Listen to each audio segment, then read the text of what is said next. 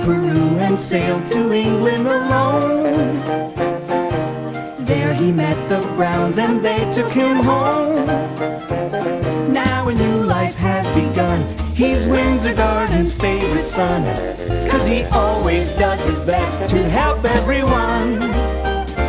When a problem appears, he never misses a beat, and always finds a way to land on his feet.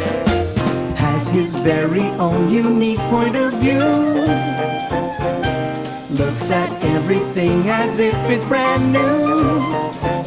He is friendly and polite, and he tries to do things right, but he gets in sticky messes just the same. He's curious and speaks his mind, but trouble's never far behind. It's Paddington Bear, he's one of a kind. I'm Paddington Bear. You always told me to save my money for a rainy day, Aunt Lucy. So you'll be happy to know that's just what I've been doing. Putting all of my money in the bank was a very wise decision. Now it would always be safe and sound.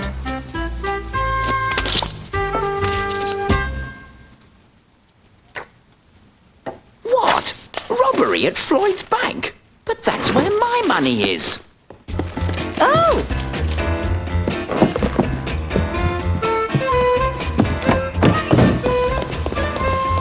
When Paddington puts on his Wellington boots, there's sure to be trouble. But turning right when he always goes left could mean catastrophe. Attention Unit 1, proceed to Floyd's bank in case the thieves return to the scene of the crime. Over. Hey?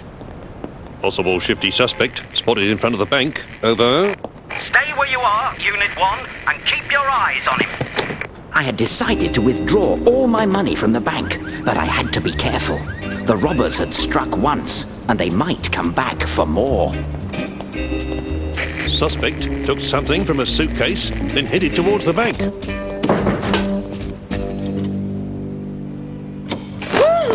Oh, can I help you? I've come to see Mr. Floyd. Well, there is no Mr. Floyd here. I am Mrs. Patel, the bank manager. May I help you? Yes, I want to withdraw all of my savings from your bank.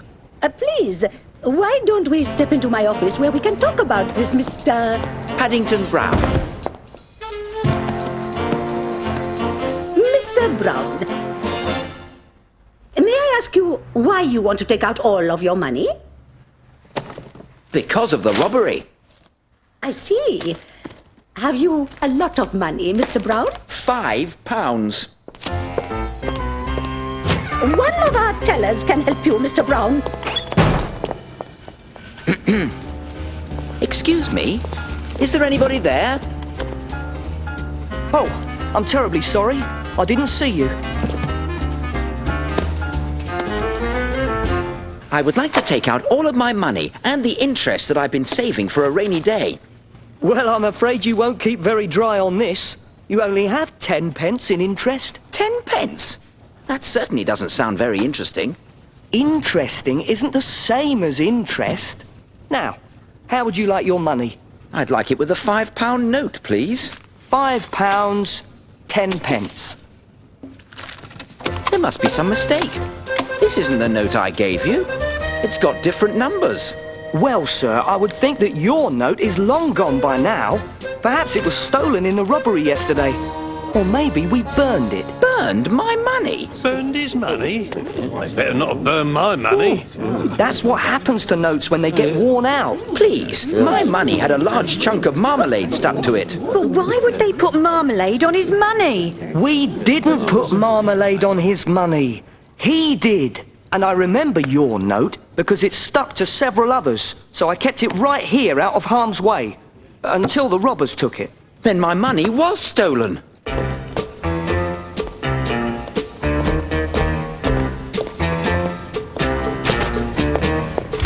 Mrs. Bird always said to call her in an emergency, and this was definitely an emergency. Suspect has entered the telephone booth. Over.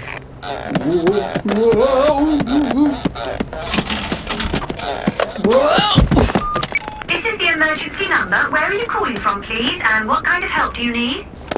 The bank. I need help at Floyd's bank. All the help you can send. Help is on the way. Finally, it looked like something was going to go right. Emergency at Floyd's bank. I need backup. Over.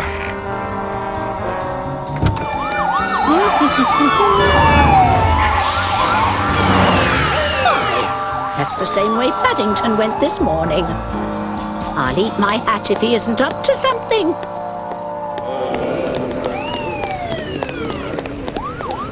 Big happenings at Floyd's bank. Police have a suspect from yesterday's robbery in custody. I knew you were up to no good. You're nothing but a hoodlum. But it was my £5 note that was stolen. It had a marmalade chunk on it. Well, maybe not a robbery suspect, but a bear causing mischief who deposited money smeared in marmalade. Officer, I believe there's been a terrible mistake. This is no hoodlum. He's an upstanding citizen of this community. You know this bear? Why, of course. I even opened his bank account for him. Officer, there has obviously been a misunderstanding. This bear is one of our customers. Really? Well, that doesn't explain why I called the emergency number for help. But that's what you're supposed to do when you need help. Not for this kind of emergency. I was only trying to call Mrs. Bird, but a strange voice asked me what I needed. So I said I needed help. I'm sure he didn't mean to cause such a commotion. Did you, Paddington? Well, no, but Mrs. Bird, my note was stolen. The one with the marmalade on it. Attention all cars. Robbery suspect detained after trying to use marmalade defective note. All cars proceed to 55A Melbourne Lane. Terribly sorry, sir. And it looks like you may have helped catch the real thieves. Like I say, bears always land on their paws. And because of the help of one outstanding citizen, or rather one outstanding bear, the Floyd's bank thieves were apprehended and the stolen money returned. And to think it was because of some marmalade on a note. Mr. Brown, it is with great pride that I can now return your note. And thank you for putting marmalade on it. It was very helpful. If you like, Mrs. Patel, I could put marmalade chunks on all your notes. No thank you, Mr. Brown. I don't think that will be necessary. I decided to keep my money at Floyd's bank after all, Aunt Lucy, where Mrs. Patel assures me it will keep on growing. And when it has, I hope to come and visit you. But Mrs. Bird says with only £5.10, it may be a while before I do. Adios.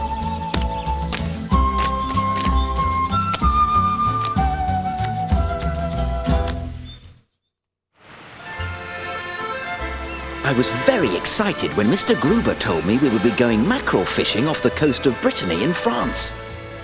I like fishing, the ocean, and sailing, and couldn't believe my luck that I would soon be doing all three at the same time. Mr. Gruber made friends with a retired admiral, Admiral Grundy, who now lived and fished for mackerel in France.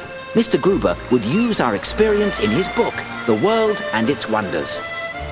Mr. Gruber very kindly bought me some oilskins. That's what they call rain pants.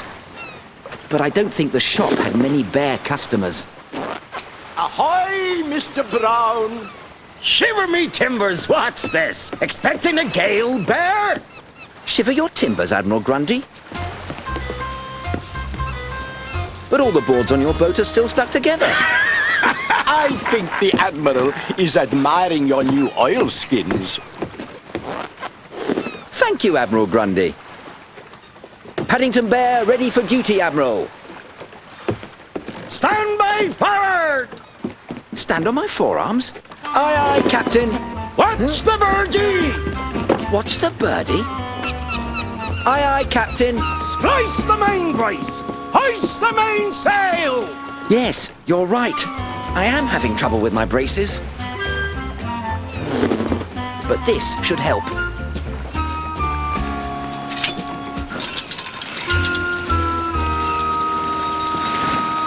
Mainsail hoisted! Whoops! Whoa! Mr. Brown, why don't you cast off? Mr. Brown? Where's that young bear feller of yours got to, Gruber? Don't tell me he's fallen overboard! Mr. Brown, are you there? Yes, I am, Mr. Gruber. Where? Right here. Are you all right? Well, actually, no. Good grief! He's got himself hoisted to me main mast! There. Now I've got you. Thank you, Mr. Gruber. I had never thought that fishing could be quite so complicated. What with all the nets and lines. But luckily, Admiral Grundy was there to show us all we needed to know. Always make sure your nets aren't tangled when you throw them over.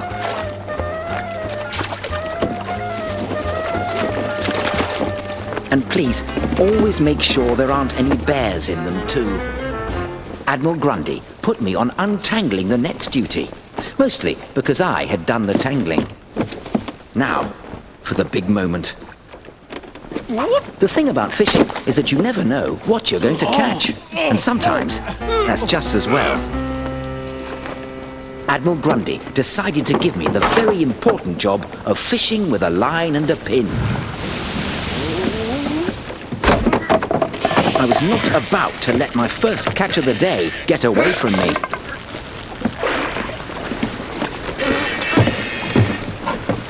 But I had caught one of Admiral Grundy's nets. Full of fish. Flying fish, it would appear. Hold on, Mr. Brown. I'm doing my best, Mr. Gruber. Watch out below!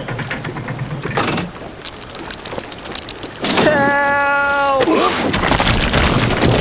Now that's what I call the catch of the day. Good work, mates. After our success at fishing, Admiral Grundy decided to treat us to a relaxing afternoon on an island. Splendid. We'll set up my tent in case anyone wants to take a nap in the shade. Now, don't forget to tie up there. Thank you for reminding me.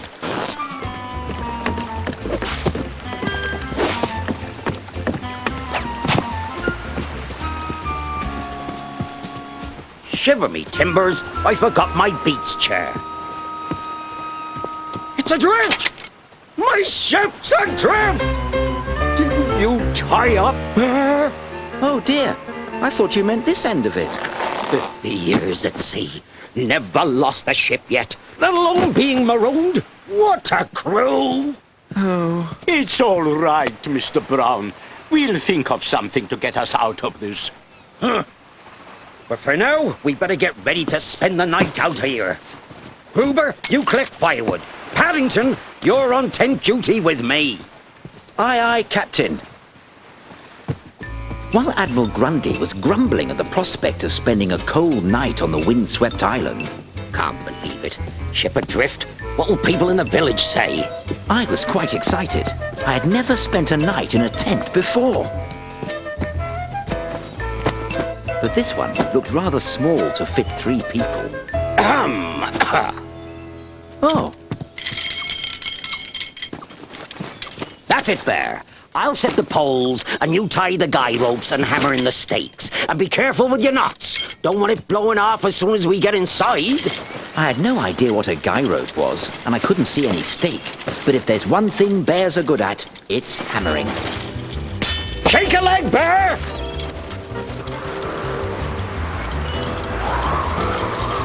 Tie it off! It isn't easy with paws. It was time for drastic action.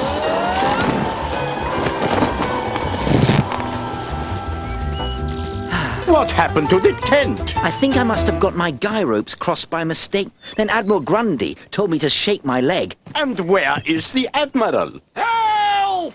He told me to tie it off. Oh, no.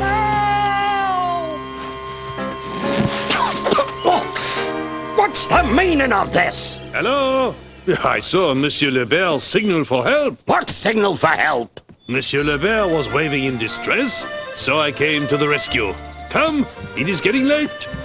I wonder, Mr. Brown. About what, Mr. Gruber?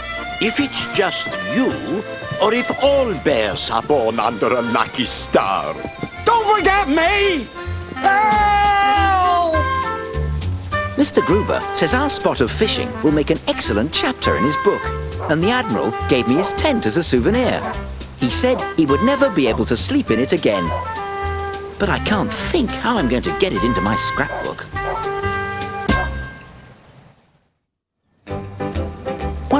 stopped outside Mr. Gruber's shop when something very strange happened. It was a lovely sunny day, and yet...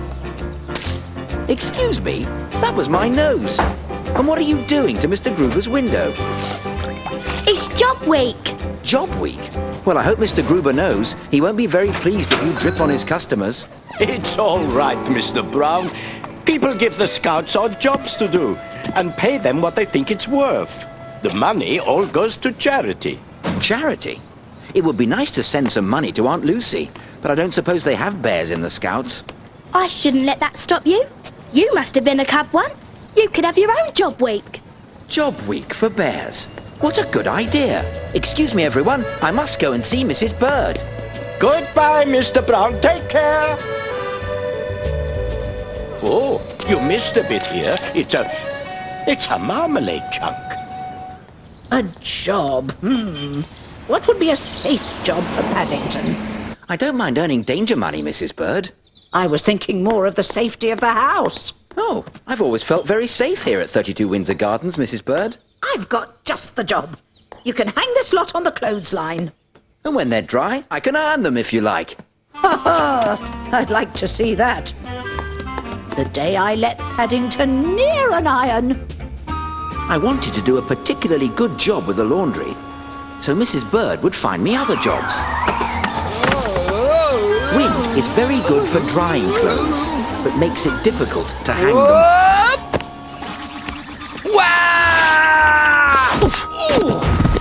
Bear, where do you think you're going? Mind my leg? Oh dear, Mr. Curry. The end's come off. It's meant to. It's part of my costume for tonight's fancy dress contest at the town hall. I'm going as Long John Silver, the famous pirate. I expect to win first prize. I shouldn't bother with that ghost costume if I were you. Oh, this isn't a costume. It's laundry. I'm sorry for knocking you over, Mr. Curry, but if you'll excuse me, I must start on the ironing. Mrs. Bird lets you do ironing? Well, she did say she'd like to see me do it. Come, my dear bear. I've got a little job for you. Do I get paid extra for the frills? Paid? What are you babbling about? It's Bear's job week, Mr. Curry. Well, Bear's job week. It's bad enough having scouts knocking on everybody's door. I may give you something if you do a good job. On the other hand, I may not. Make sure the iron's hot. But not too hot. Otherwise, you'll damage the material, and I shall have to charge you. Now, I have to see Mr. Gruber about a sword. And Bear, see what you can do about an eye patch and a parrot.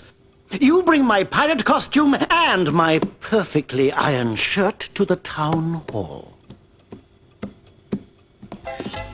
I was feeling thirsty, so while the iron was heating up some more, I thought I would go home and fetch a thermos of cocoa.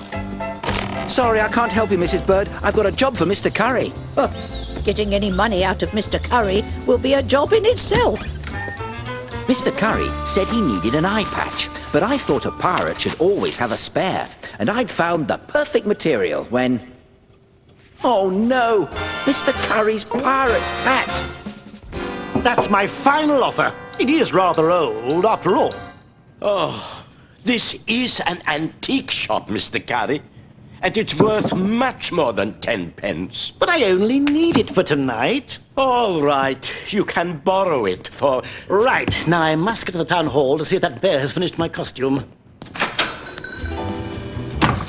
Since I had ruined Mr. Curry's pirate hat, I wanted to do a particularly good job with the ironing. First, I had to make sure the iron was hot enough, just as Mr. Curry had. Mr. Curry said he wanted the wrinkles ironed out, so I hoped I could iron out the cocoa stain too. I tried my best on the wrinkles, but cocoa stains go sticky when you iron them. And feather dusters aren't very good at cutting through goo. And it's very hard to put out a fire using a wooden leg. Oh dear. And while I thought I'd found Mr. Curry's parrot, I was pretty certain that I was in trouble again.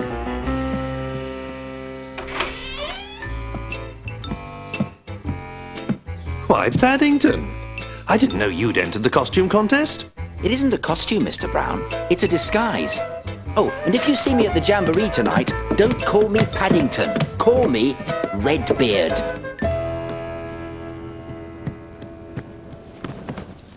It was a good idea to come in disguise because Mr. Curry was upset and he was carrying something sharp. Where's that bear with my costume? Here it is, Mr. Curry, and you'll find eye patches and a parrot as well. Oh.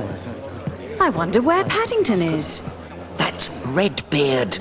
Never. Bear! Bear! Where is that bear? And just what are you, sir? A pirate who escaped a burning deck? No, a pirate who had his costume ruined by a bear. Well, you've won first prize for the funniest costume ever. Pity about your parrot, though. We won, Mr. Curry! We won! There he is! That's the bear that did this to my costume. Did you say first prize? Yes, but of course you'll have to share the prize with your friend here, since he helped with the costume. Tell me, what are you going to do with your half of the prize money? I'm going to give it to the Home for Retired Bears in Lima, Peru. All of it? All of it. You see, I shall still have the money Mr. Curry promised me for doing his ironing. What? I hope you and all the other bears enjoy the prize money and this extra present. Oh, the red beard and marmalade.